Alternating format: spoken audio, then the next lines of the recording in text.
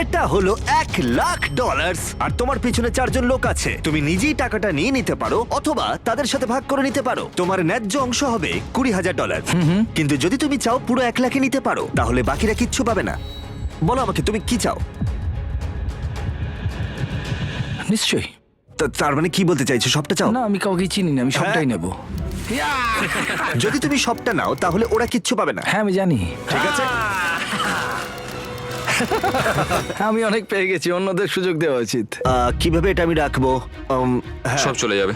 এই 4,000-এর মধ্যে তুমি কতটা চাও? 0। কি মাত্র $4,000 বাকি আছে দেখে তোমার কেমন লাগছে? মানে মানুষটা সত্যি খুব লোভী। তোমার পরে দুজনের কেমন লাগবে বলে তুমি মনে করো? তাহলে আর 1,000 রইলো। আমি 500 নেব। এটা ন্যায্য? হ্যাঁ। তোমার আগের 4 জন তোমার জন্য $500 রেখে দিয়েছে। ওর জ্যাকেট থেকে সব টাকা পড়ে